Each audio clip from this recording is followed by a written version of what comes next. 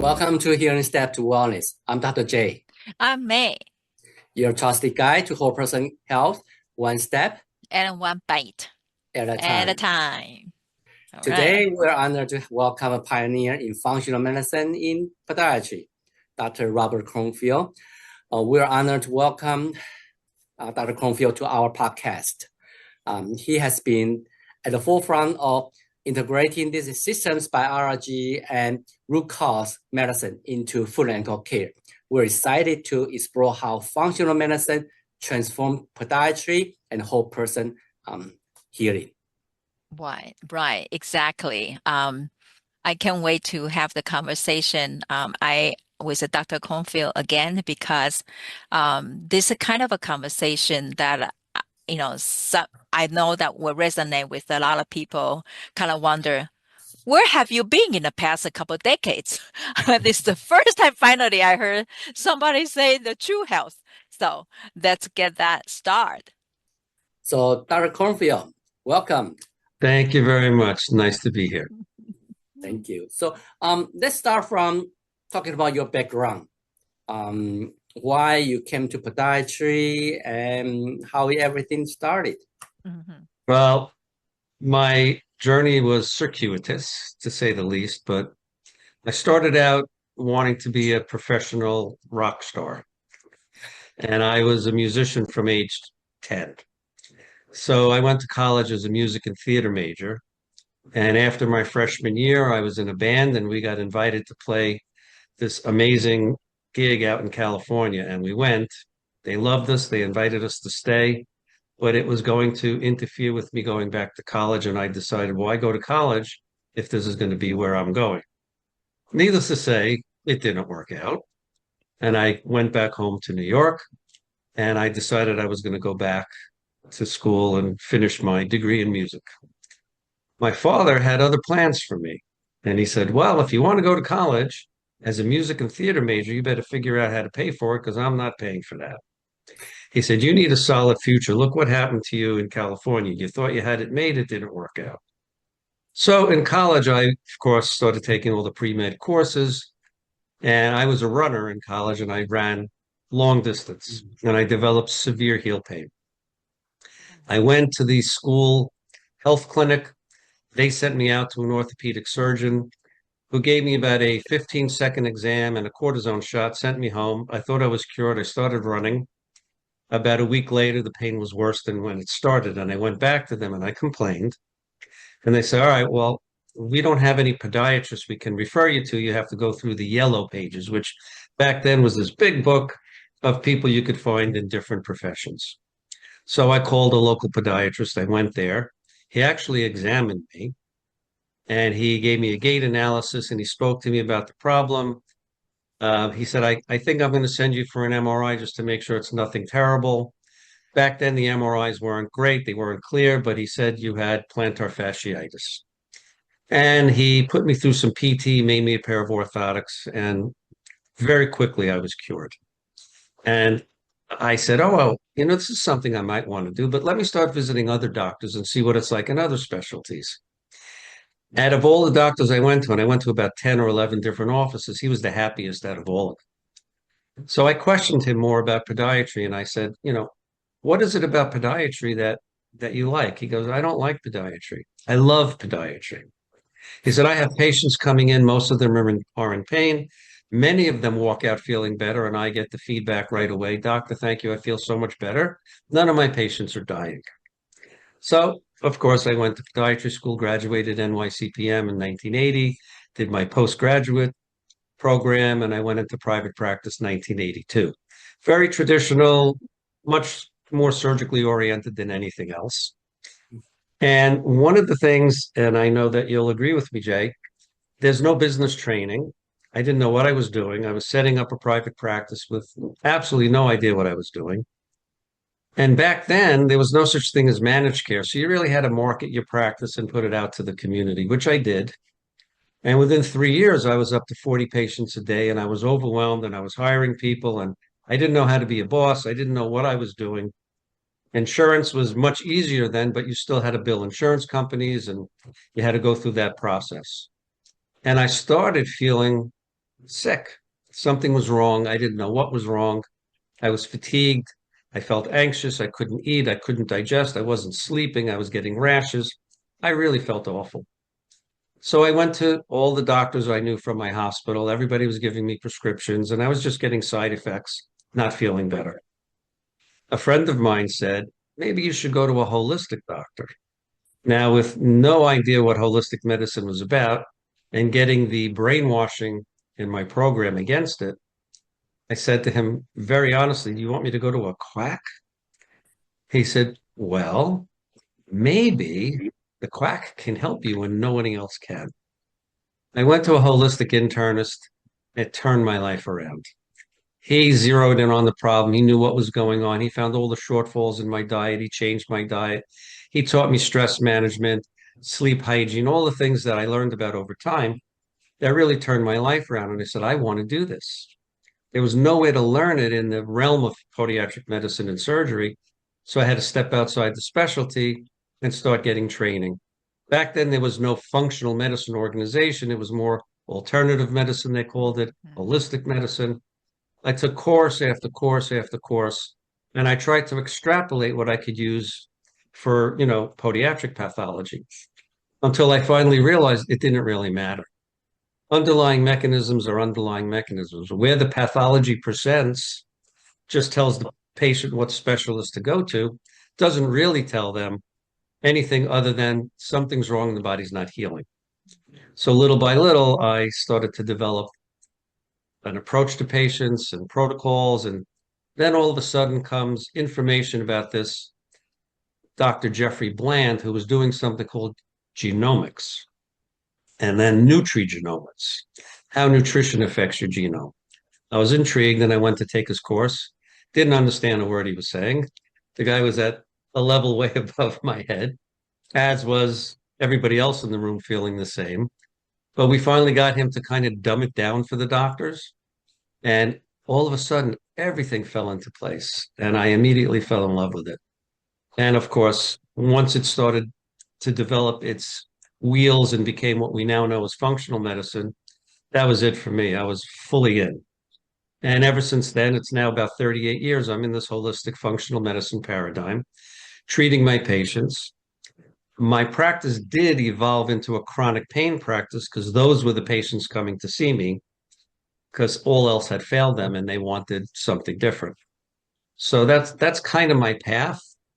Um, it's been a wonderful experience for me. My career has been stellar, and I have no complaints about my choice to go into this realm of functional medicine, eventually adding regenerative medicine.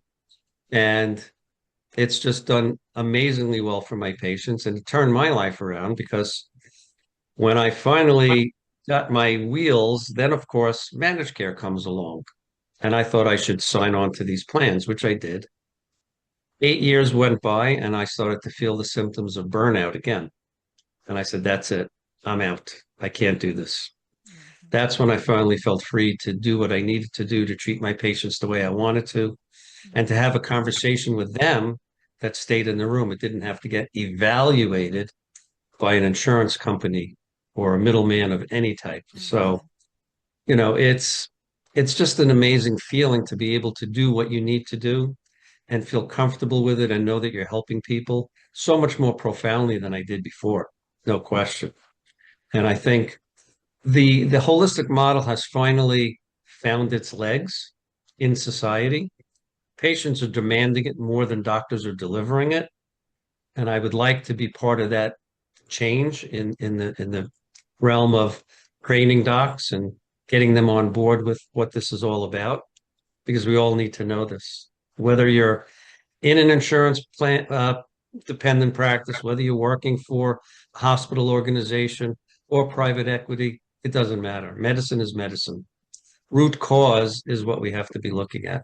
Well, what do? We chase a speeding train of symptom after symptom after symptom, and we don't really solve much. And with all the technology, all the advances that we've had over the last, 4 or 5 decades in traditional medicine, we have more morbidity, more pathology than ever before. Most of it, obviously, is lifestyle induced, in my opinion. Yes. Right. Right on. I cannot agree more. Oh. So Yeah. we've entered into the realm of chronic illness, Mhm. but we really don't have to think that hard to figure it out. Just go to the supermarket, look at what's on the shelves. They're feeding people their illness. People are ingesting their illness. Then the illness manifests. They go to the doctor who makes a diagnosis and then comes up with a treatment. But every single patient that has a diagnosis doesn't respond the same way because everybody's unique epigenetically, genetically. We all have different issues that have to be addressed. So the one size fits all, the cortisone shot for inflammation, the NSAIDs, the steroids, or when those are not appropriate, the analgesics, that's not making our patients healthier. We're just adding more toxic load into the system that eventually is going to give rise to new problems and new issues. So when we look at the patient from a functional medicine perspective, it doesn't matter what their diagnosis is. Obviously, in my practice, it's all foot and ankle related. But my question is always the same. Now I know what you have. Now I need to know why. If we don't know why, if we don't understand what brought that patient into the office, why they crossed the morbidity threshold, we're just shooting darts at a dartboard with our eyes closed, right? So we need to really delve into the systems biology approach, which is looking for the burdens on the immune system that are making its 5 really important jobs very difficult, which is to repair injured cells, replace dead cells, detoxify the cells of the system, protect us from microbial infection, and to replenish what's used up. Cytokines, enzymes, hormones, blood cells, you name it, everything that the body has to replenish so that it's on its way, or at least doing its best to stay healthy in a state of homeostasis. This is the missing link to medicine. We really need to focus more on this. And I understand all the research going on right now is what they call evidence-based research, meaning you compare a treatment in the form of a single agent to a placebo. Mm. And the biggest criticism I get from doctors that don't understand functional medicine is they'll say to me, well, there's no evidence for what you're doing. There's no real studies. Well, here's what I'll say. The evidence-based model in functional medicine is through meta-analysis, not through a random controlled trial, because my protocols are not a single agent versus a placebo. We layer our protocols. I might have 8 things going on at the same time, dietary changes, certain types of supplements, stress management, exercise, meditation, whatever we're doing to right the wrongs of the system. And then we look at the outcome. But every patient with the same diagnosis might have a completely different protocol because they have different underlying mechanisms. So it fails that evidence-based model because we can't show them one thing works, whereas, many things do work. And it's a conversation that's difficult to have with people that have lived by this RCT model for their entire career. They don't understand and they don't get it.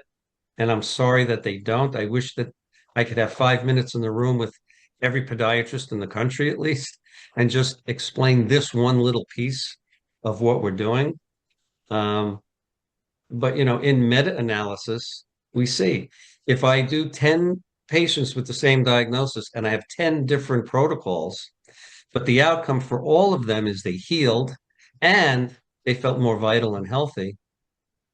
Why do I need to prove that through an RCT?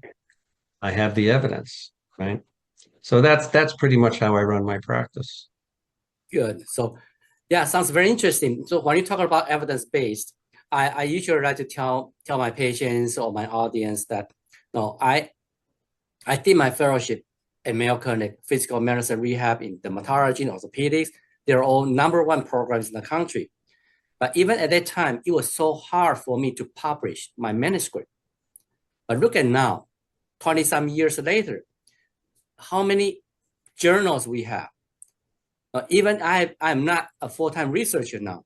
I receive requests for publication that every day. That means no matter what you want to prove, you can find some article to support you. So Right. to me, that is not as critical like before. But before we talk, I would really want to take one step back to really understand what functional medicine is, what you call it functional medicine, what is approach, how it different from the conventional, we call it conventional medicine. Also, since I am not a physician, so would you please explain what is a RCT? Oh, a random controlled trial. Ah, So in those kind of studies, they take a medication mhm, and they're trying to prove efficacy and safety and compare it to a placebo, which is a sugar pill that the mm, people taking the sugar pill think it's the medicine. mm, mm, And they compare the outcome. Did it control symptoms? Did it make the patient feel better? Are they getting more positive reports from the patients that took the drug as compared to the placebo? The interesting thing is that in every single RCT, patients on the placebo, many of them also report improvement and better vitality. You know, the mm, brain is a powerful healing tool, which is ignored in conventional medicine only for the fact that they use it to compare to the medication. You know, mhm, but again, and I'm going to answer Dr. Lee's question. When you approach a patient through functional medicine, it goes beyond the conventional. In conventional medicine, a mm, patient comes in and they have a particular chief complaint. Our job is to make the diagnosis and then treat it. So I'll just choose something out of thin air, like ankle arthritis. Okay, patient comes in, they have ankle pain. You diagnose ankle arthritis through your X-ray or your MRI. Then we immediately jump into treatment. We can put intra-articular steroids, PRP, some of the more regenerative things. We could put patients on NSAIDs. We can send them for PT, make them orthotics, make them, bracing, whatever we feel we need to do. If none of that works, you're going for an ankle fusion or sometimes an ankle implant. In functional medicine, we do the same thing, but once the diagnosis is confirmed, then we ask why. Why does this patient have arthritis? mhm, So to understand that, we look at the way the body works in conjunction with its challenges. So every day we go to sleep, and we go to sleep for a very important reason. mm, Those 5 jobs that I just named are what are basically done while we sleep: repairing, mm, replacing, replenishing, detoxing, protection from microbes. Sleep is a critically important part of it. Now, if that's not happening, and that comes under the umbrella pathway of what we call primary inflammation. It's not a painful pathway. We need it to survive. If the repair pathway is inefficient or the replacement pathway is inefficient, the body's not regenerating and not healing the way it should, your immune system knows this. Now it's going to realize trying to keep up with the injury here is not working. We're going to have to protect these injured cells. So it recruits a pathway called chronic inflammation. That's the pathway that produces pain and swelling and limitation of motion. If it hangs around long enough, we'll see the expression of genes like arthritis. Now, those patients are the ones who show up in the doctor's office. By the time that pathway manifests, they've already had a problem ongoing for quite some time. But now the body is giving up on healing. It's now in a protection mode. In our infinite wisdom in traditional medicine, we say, well, your pain's coming from chronic inflammation. Let's suppress that pathway. mm, You'll feel better. mm, mm, mm, But what are we doing? We're suppressing protection. mm, When there's pain, you avoid overtaxing that area. You rest it. You give it the time it needs, hopefully, to heal on its own. With no feedback, with no pain, that body part continues to get stressed and beat up. So now we're actually accelerating the switch to degenerative change. To me, that makes no sense. So what do we see in the realm of arthritis? Well, we know it's caused by oxidative stress. What causes oxidative stress? Nutritional problems, right? Lack of antioxidants, too many refined sugars in the diet, slow responses that may be caused by stress hormones dampening the effects of the thyroid, so the basal metabolic rate slows down. Or we may have imbalances in the microbiome, where the body's natural flora, which are a big part of the healing process of the human body, are not present in the numbers we need them to be. There are many different lab tests we do. All of it is based on the patient's history, the history of the chief complaint and prior treatments, the family history, and the most important is the review of systems. Once we see in that review of systems all the different symptoms they're dealing with, now we can start to see what systems may be burdened, what systems may be at fault, not allowing the immune system to function efficiently. So we zero in and we target those areas and we do lab tests. Once it's quantified, once we receive the results, now we can put forth a protocol to manage the underlying mechanisms. Now, at this point, I'm not treating symptoms. I'm still only focusing on the underlying mechanism. In podiatry, it's also a combination of the physiology plus biomechanics. Can't ignore biomechanics. So if a patient is examined biomechanically and you see that there are problems that have to be addressed, you do what you have to do. You teach them how to exercise. You teach them how to stretch. You make the appropriate orthotic based on your biomechanical findings, not on the fact that something off the shelf is cheaper than a custom orthotic. We want to provide the best possible service for the patient. The biomechanics is an important part of it, but in many patients, that doesn't solve the problem because that's not the only issue that has to be addressed. And it's all these other parts to it. And, when you understand and learn how to evaluate a patient through a functional medicine model, then you learn about the tests and you learn how to evaluate the tests. And then you learn from the evaluation of the tests, what's the best protocol I can give this patient to optimize their health. That's the key. So I do all of this prior to treating because we want an optimized patient, a patient whose immune system is actually ready to heal. And that's pretty much an umbrella description of what functional medicine is all about. So if someone comes to a doctor with a foot problem, they should finish their care healthier. Same way they go with an elbow problem or a neck problem or a stomach problem. Doesn't matter. They should leave healthier than when they got there, not just symptom-free. And that's my beef with where traditional medicine went. And I'm not begrudging traditional medicine. We need it. We need medications. We need surgery. It's the over-reliance on it that I have a problem with. Oh, okay. Allow me to ask a couple questions. Wow.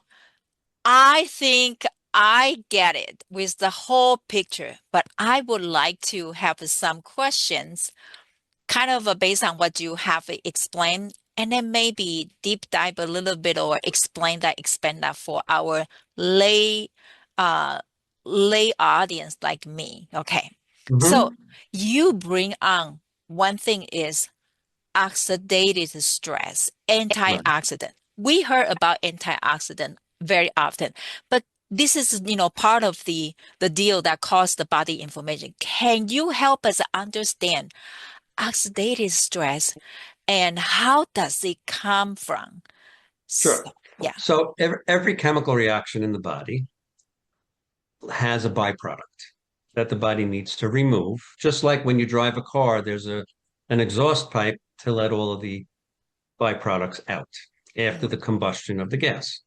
So in the human body, we have these little ions that are liberated during chemical reactions, and those are called free radicals. They're positively charged ions. Every ion that's unstable, in other words, that's not neutral, whether it's positive or negative, has to stabilize its charge. Antioxidants are contained in foods and they're negatively charged ions. So if we're consuming enough antioxidants, they find the positively charged free radicals, neutralize the charge, and the body eliminates them. Unfortunately, most of the foods that are being eaten now liberate way more free radicals than healthy natural food. So if the body doesn't have power through antioxidants to get rid of all of these positively charged ions, those ions are going to start to try and stabilize their charge in other ways. And they will pick electrons off of our cells to stabilize their charge. Now we start to develop cellular instability because the cell membrane is now being picked apart and broken down. Once that happens, free radicals now have entree into the cell.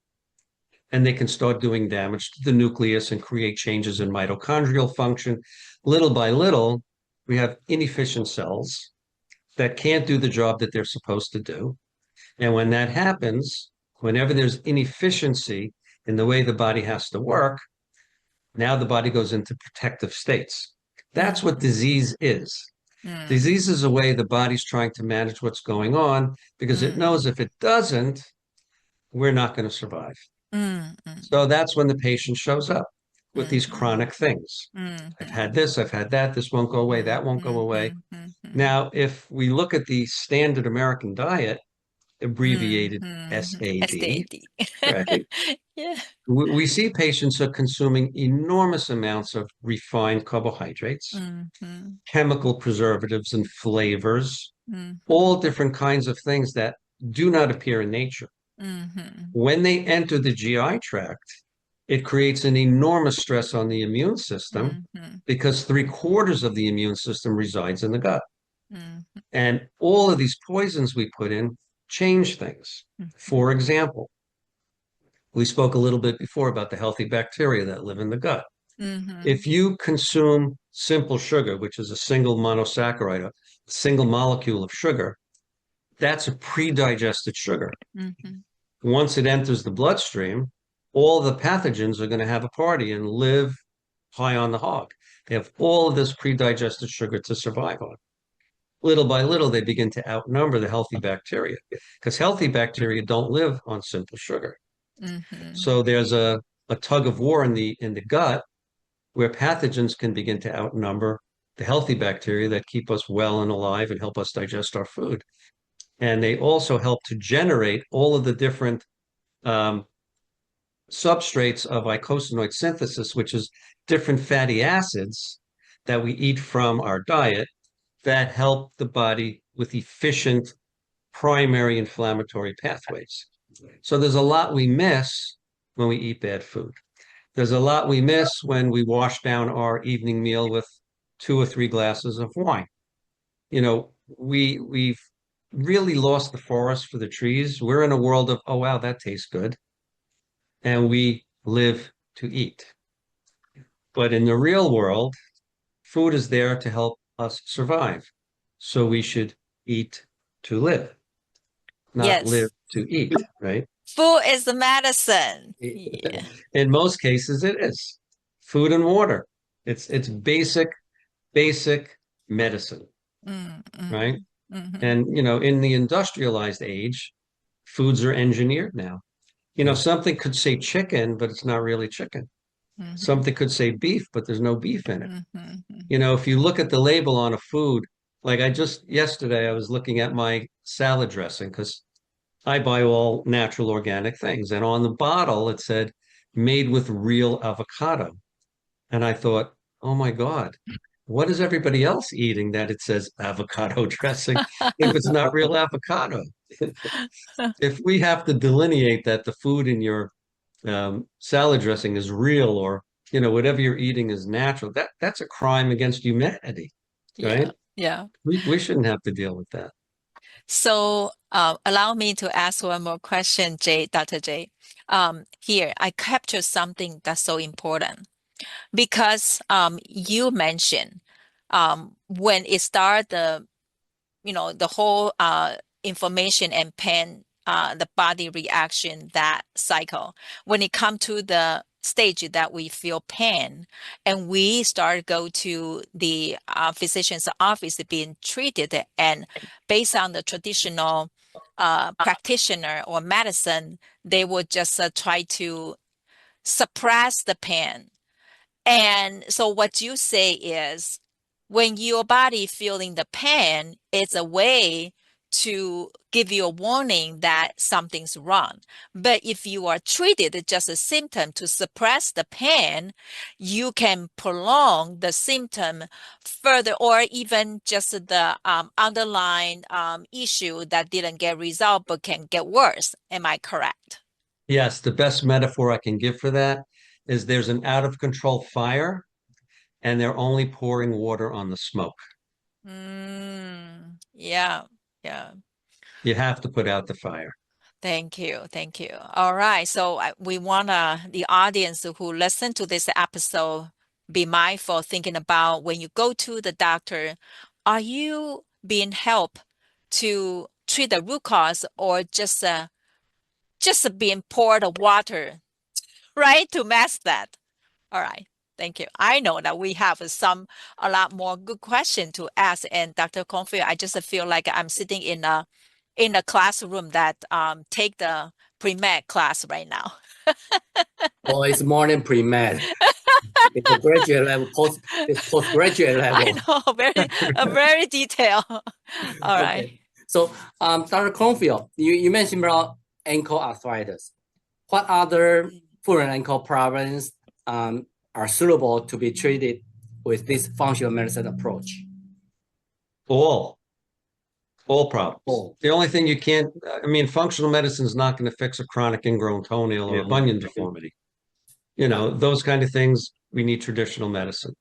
But, you know, skin problems, fungal infections, eczema, inflammatory psoriasis, psoriatic arthritis, all the autoimmune conditions that affect the feet, degenerative things, torn tendons, split tears, full tears, interstitial tears, you know, neuromas, neuropathies, vascular disease, all of this, you know, the pedal manifestations of diabetes, all of this responds incredibly well to a functional medicine approach. So every single pain patient for sure, all of the patients coming in with, you know, tingling and numbness and hypersensitivity, all of those patients should be treated this way. You know, anybody that comes to me that says, I've been to 7 doctors already and I still have the same pain, I know nobody actually took the time to figure out what was wrong. Sometimes I'm amazed. I've had patients come in, they went to 5 different doctors and had 5 surgeries. None of them helped. And I would say, you know, the first surgeon was within his rights to do it. The second surgeon, maybe. But the third, fourth, and fifth should have said, what's going on here? This patient isn't healing. You know, maybe this isn't a good thing to do on a patient like this, and try to find out why. A lot of these patients are in deep states of adrenal stress and neurotransmitter imbalance.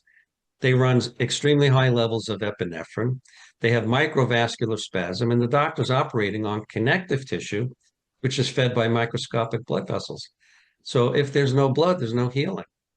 So why would we entertain that as an option when the patient's likely not going to heal the second, the third time, the fourth time, or the fifth time? You know, the same thing with the drug approach.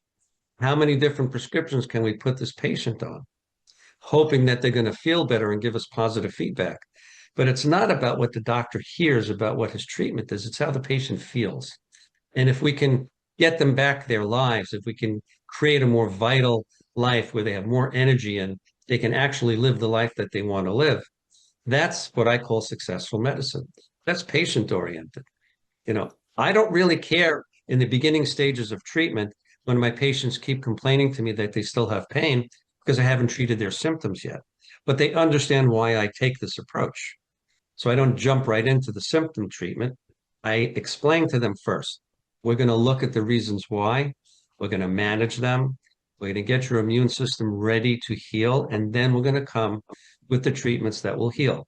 In my office, it is mostly regenerative medicine injections, different types of nutritional supplements, sometimes herbal supplements, definitely diet, all of these things that build patients' capacity to heal. Then once we come with the treatment approach and they're done because they're no longer in pain and the body's back to, you know, normal function, they'll also report, you know, my headaches are gone. I don't have gas and bloating after I eat. I'm sleeping better. I'm not so anxious. That's the feedback that I want to hear. You know, not just, oh, my Achilles tendon doesn't hurt today after the cortisone shot, because I don't know when it's going to come back, right? Yep. Okay, now hold on. I'm so excited. I want to have a feedback right here, Dr. Cornfield. Sure, So sure. what I get from you is number one, you address the GI issue, you address the the skin issue, and you address how to prepare patients body make sure it's ready to receive the effective treatment. It's like, even though you are a podiatrist, but I can see patient come in with one complaint, and that is associated with a lower extremity. But when they comply with your treatment suggestion and really patient with your plan, actually they walk out not only without the foot pain or the original foot issue, but also that they also see the improvement on their other body part. Well, It's a quiet bonus. of course it is. And it's an interesting thought because I get questioned a lot from other podiatrists. You're treating the whole body, but your specialty is foot and ankle. Why are you treating the whole body? So I say to them, when you have a patient coming in with inflammation, do you prescribe NSAIDs? They say yes. I said, are you treating the foot? They say yes. I go, no, you're not.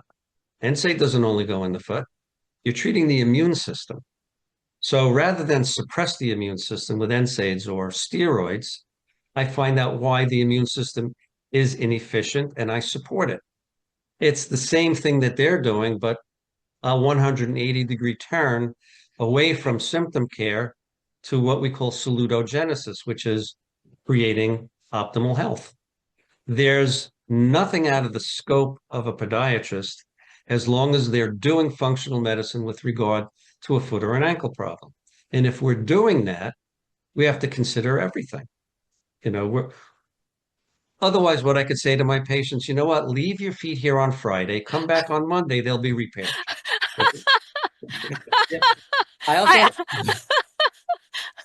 I But don't think I want to do that. feet are connected to a human being, right? It's not just the foot. And right. everything that they do in their lives affects every cell of their body. Yeah.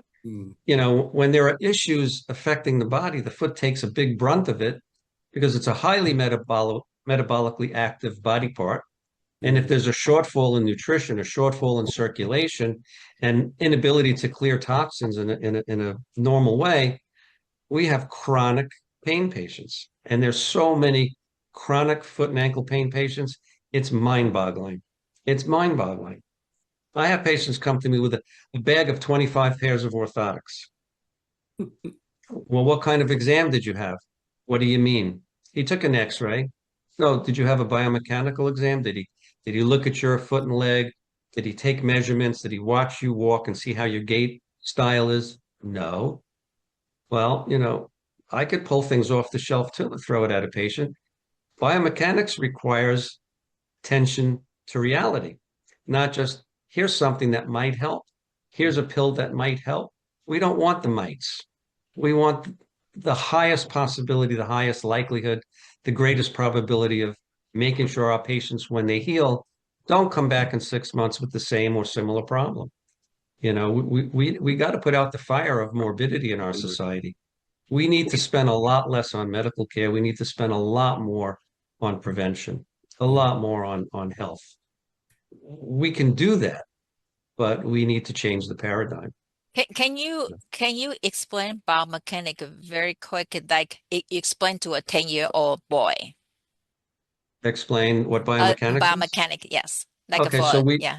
we look at the structure of the body and the lower extremity specifically, and then we look to see how in real time it functions. And we look at the comparison between structure and function, and we compare that to an ideal normal. So we can tell what's wrong, what's off, what's not optimal, and what do we have to do to address it. There's many, many different kinds of orthotics and many different prescription styles of orthotics. You have to give the patient the most optimal one. Then you go to the second level, which is how do we make the weak muscles stronger and the overworked muscles more relaxed? So we put them on an exercise protocol with stretching to retrain muscles so that the habit of the muscles doesn't fight what the orthotic is trying to accomplish. Because if you take a compensated patient that's been functioning out of alignment for 30 years and throw an orthotic in their shoe that's going to realign everything, they're going to struggle with it because the habit of the muscles won't accept the change. Your muscles are like your brain. They're basically lazy. They get into a pattern, they want to stay there. Same thing the way we think. If we have negative thoughts, people can say to you, you should think positively. And then what do you say to yourself? Oh, he's a nut, because you have to think negatively, right? So we need to learn to change habit. Thought is a big part of it too, helping people see that, when someone comes to me and they say to me, I don't think I'm ever going to get better, that's a red flag for me. Because now I have a patient, if you don't believe you're going to get better, you're going to struggle to get better. Yep. So I have to counsel them on thoughts create reality. Yeah. So we're going to change the way you think so your body can heal. Because if your brain and your body are not aligned, it's going to be difficult. So this is also part of functional medicine. It's addressing all the aspects of their pathology so we can create the best optimal health. And everyone who comes into a doctor's office, no matter what specialty, has a long story to tell. They have all kinds of experiences that they've been through. Many of them have been traumatized. Many of them have been abused, not just by, strangers and family, but by the medical field as well, because they've had unnecessary therapies, unnecessary medications, and it's the revolving door of medication. So, I try my best to address as much as I possibly can, which is why once I left the system and I had time to sit with a patient and find out answers to questions that I needed to know without rushing, everything went well. Everything went better. And patients usually withhold certain information because they don't think you need to know it, because what does their foot have to do with anything else? But I attach the body to the foot and they understand, because Wow. we're a unit, we're not Yep. separate body parts. Love it. Love Yeah. it. So it's just like that man mentioned, that when you treat the foot and ankle, the whole body gets better. But at the same time, I think that's not just because that a lot of times the foot and ankle issues actually are caused by systemic issues. And the most common thing is what we call the inflammation. And that's why when we treat the foot and ankle in that aspect, the whole body heals better. Absolutely. Absolutely. It's the same thing as the medication. I mean, if you're putting something on, let's say an NSAID, okay, it suppresses chronic inflammation. Mm. The problem with it is it also interferes with the pathways of primary inflammation. Mm. One of the most important things the body does every night is it detoxifies. You take NSAIDs for a long period of time, what you're doing is interfering with repair. You're interfering with replacement. You're definitely interfering with detoxification. Now you got to go every few months to get your liver analyzed to make sure you're not getting too toxic. Why would I treat someone who's suffering in chronic pain and put their liver in stress and put the rest of the body in less ability to detoxify and get rid of the things that create illness in the first place? So I'm not saying I never use them. If someone comes in with a severe gout attack and they can't even let the sheets touch their foot, I will treat the symptoms, but I'm eventually going to address the cause. Most of my patients are not in that kind of dire pain where they can't put their foot down and can't let anything touch it. But, that's the beauty of using both paradigms. You get to pick and choose what works best in the given situation. So I'm not saying I discount traditional medicine, because I don't, but I do my best not to make that the standalone treatment. Wow. I love it. I also, one thing so important takeaway from you is we have to be mindful not to have, or even providers should think about the way that the medication used to treat patient is truly treated or actually interfere the body's ability to recover, or the detoxification. When you use the word detoxification, my goodness, it's really hard for average people or most of the people to think about. I just come in for my foot. What you talking about detoxification, right? So, but until you really help people understand the connection of your foot. Well, of course, we don't want to park your foot at your clinic and then come back on Monday to pick it up. And how that truly connected to what you put in your body, your thought, and to help you heal faster or, on the right track. That is wow, that is quite a valuable statement and a concept. We all should keep that in mind.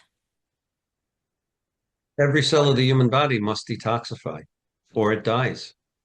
So the foot is especially prone to this because it's the furthest from the heart. It gets the lowest rate of perfusion of any other body part, and it requires a lot more than it gets because it's working all day long. We're walking constantly, right? We run. So if the body's detoxification pathways are inefficient, we have a double whammy on the foot, right? So we have to make sure that we're doing everything possible to facilitate optimal function, optimal detoxification. The body should be able to access what it needs out of its own stem cells, but as we get older, they diminish. Stem cells are what provide the signaling processes to our DNA to create new cells. They contain little vesicles with all kinds of important proteins, like enzymes and cytokines and growth factors and microRNA, the things that speak to the body to heal a cell or replace a dead cell. So I do things to optimize all of the functions of the human body's natural healing mechanisms and support it as best I can. You can't support it until you've gotten rid of the interference, the things in the way of healing, you know. And those are the things we address. So, Dr. Kornfeld, let's say, take us how you work out a patient. There's a patient coming in with heel pain. How do you approach this type of patient? The process. So the process would be first to explain to them how I work. They've already heard it on the phone because no patient comes into my office as a new patient unless I speak to them first. And I let them know. When you come in, I don't care if you've had a diagnosis by 5, 6, 10 doctors, it doesn't matter. I'm going to make my own evaluation, make my own diagnosis. But beyond your diagnosis, I'm going to speak to you about why I think you have the problem you have. So what I'm going to do first is start with examining your foot and legs. I'm going to do what we call a biomechanical evaluation of structure and function. Then we're going to review your history, your medical history, your family history, the review of systems. And I'm going to talk to you about the things that I see on top of the biomechanics that may be causing the burdens on your immune system. So we can finally get to the point where the things that are plaguing your body are no longer plaguing your body. So we're going to be here for at least an hour, it could be more. I hope you'll be patient with me because I'm going to be as thorough as possible, but there'll be plenty of time for questions. And I will speak to you about my findings and I will tell you exactly what I think. I will give you a plan. And don't worry about memorizing what I'm telling you, because in a few days, you're going to get an email with a summary of everything I spoke to you about at this visit. And I'll ask them, do you have any questions at this point? Unless you know, I understand. I'll say, okay, I want to start now by just sitting here and listening. I want you to tell me all the things you think I need to know about what brought you here in the first place. And then I get their history. And they'll tell me about the different doctors they went to, the different treatments they had, how things helped them for a day or two or a week, and then it went back to what it was, how this orthotic didn't work, how the medication might have made them sick. I hear all of that. And then I go into my evaluation of their biomechanics. We go through that. I'll speak to them about my findings as soon as I'm done. So they understand from a biomechanical point of view what I think needs to be done. Then we start going through their medical history and review of systems. I ask them questions about anything they checked off. I get more specific information. And then I'll tell them the things I see here are telling me that this particular system or that particular system or a combination of systems may be functioning abnormally or inefficiently. I want to do some lab work so I can quantify my suspicion so I have something to go on moving forward. Do you understand what I'm saying? Most of them say yes, some say no, and I'll repeat it in a different way, but I want them to understand why we go there. Then once we set up the protocol and the lab work, they are now given entree to more questions. The whole time I'm there, I'm not in a computer, I'm not writing anything, I'm just listening to the whole thing. I've taught myself to take in the entire encounter. When they leave, I have my voice activated app on my cell phone. I dictate the entire thing. That's what eventually gets transcribed into my office notes that get uploaded on a server. I don't waste my time with my head in the computer because I'm not worried about coding and billing. I don't deal with insurance companies. I'm focused on the patient, not on what I have to code, what I have to bill, what's the insurance company going to say about this, that, or the other thing. It's not about, claiming my reimbursement for the time I'm putting in. It's what do I need to do to help this person?